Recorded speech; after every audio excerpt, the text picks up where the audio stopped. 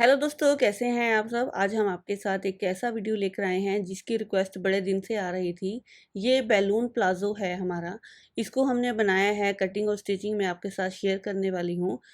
इसे बनाने का जो सबसे आसान तरीका है वो आज हम आपके साथ शेयर करेंगे और पहना हुआ ये बहुत ज़्यादा सुंदर लगता है। आजकल बहुत ज़्यादा ट्रेंड में चल रहा है। तो कई लोगों को कन्फ्यूज़न होती है कि इसकी कटिंग कैसे की जाती है। तो लीजिए, इसकी कटिंग करने के लिए हमने 2.5 मीटर कपड़ा लिया है। यहाँ पे आप 2 से सवा 2 मीटर कपड़ा भी ले सकते हैं। मेरे पास जितना कपड़ा था मैंने ले लिया है। इसको इस तरह फ़ोल्ड कर लिया है डबल में। डबल में हमने फ़ोल्ड करके रख लिया है। अब इसकी हम लंबाई लगाएँगे। यहाँ पे सबसे पहले आपने प्लाज़ो की लंबाई लगानी है जितनी भी आप रखते हो, और यहाँ पे लंबाई लगाकर निशान लगाएँगे। जैसे कि मैंने यहाँ पे 37 इंच इसको लंबा रखना है, तो लंबे का निशान इस तरह लगा लेते हैं। और नीचे की तरफ हमने ज़्यादा नहीं रखना है, सिर्फ़ ऊपर की तरफ ज़्यादा रखेंगे। नीचे की तरफ हम पूरा-पूरा रखेंगे, आप फ़ोल्डिंग का नहीं रखोगे। ऊपर की तरफ 2.5 इंच मैंने फ़ोल्डिंग का रख लिया है। ये 2.5 इंच हमारा इलास्टिक में फ़ोल्ड हो जाएगा ऊपर की तरफ। तो यहाँ पे अब हम सबसे पहले प्लाज़ो का घेरा लगा लेते हैं। इस तरह हमने प्लाज़ो का घेरा लगा लेना है। जैसे कि मेरा ये 13 इंच प्लाज़ो का घेरा है। लूज़ प्लाज़ो की कटिंग होगी ये। नॉर्मल जैसे लूज़ प्लाज़ो की कटिंग करते हैं वैसे ही इसकी कटिंग करनी है। यहाँ पे 13 इंच ही हमने क्रॉच एरिया लगा लिया है। ये हमारा तकरीबन 21 इंच हिप का साइज़ है। तो यहाँ पे 2.5 इंच की गोलाई दे देते हैं। इस तरह हमने 2.5 इंच की गोलाई दे दी है।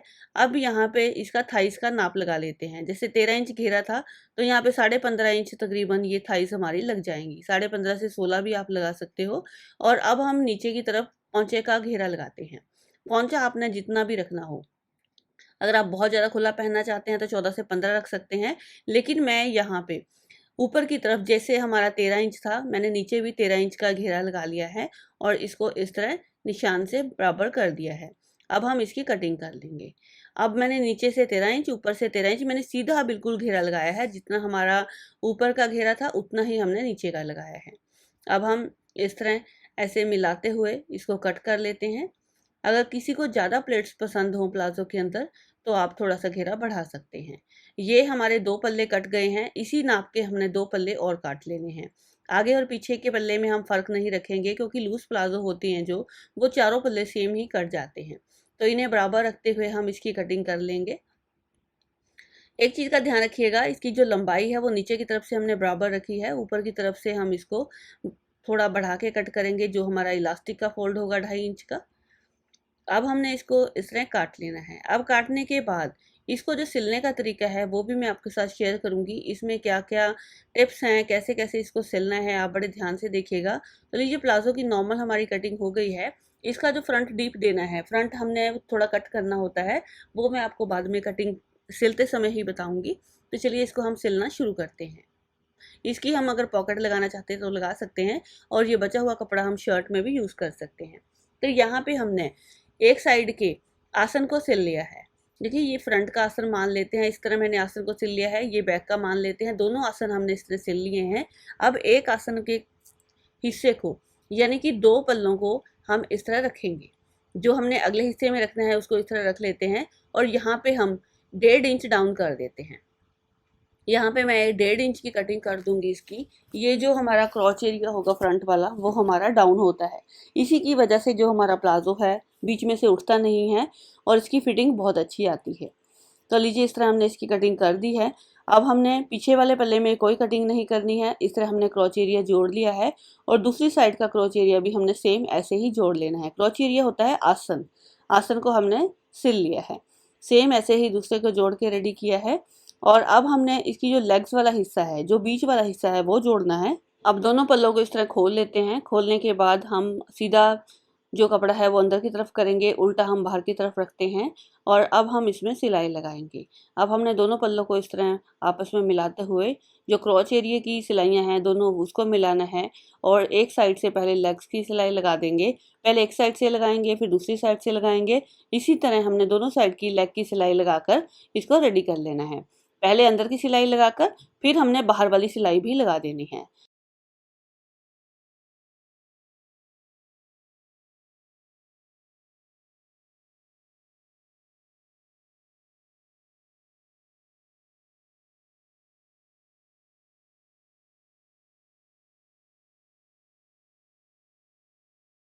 दोनों साइड की सिलाई हमने लगा ली है और देखिए यहाँ पे हमारा डाउन वाला क्रॉच एरिया है, एक हमारा बैक वाला ऊपर है।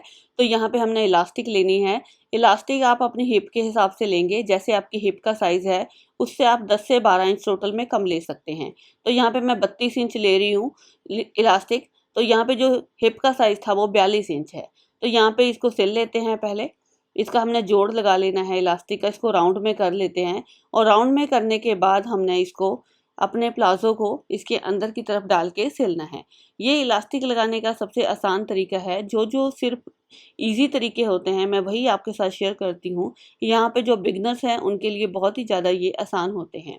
तो यहाँ पे हमने जितना कपड़ा फ़ोल्ड करना है अपना 2 इंच 2.5 इंच जो भी आपने एक्स्ट्रा रखा है उसे इस तरह फ़ोल्ड कर लेंगे और थोड़ा-सा कपड़ा अंदर की तरफ भी करेंगे और सिलाई को लगाना शुरू करते हैं।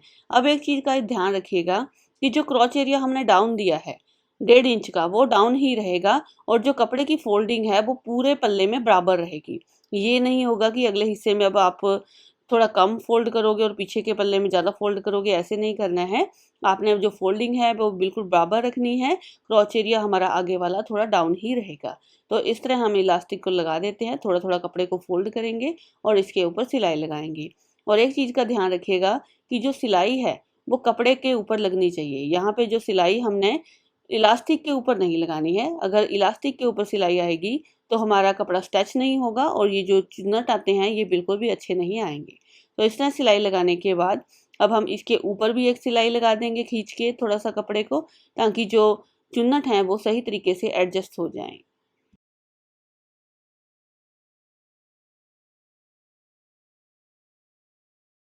तो लीजिए दबाव की सिलाई हमने लगा दी है, ऊपर का हिस्सा हमारा रेडी हो गया है।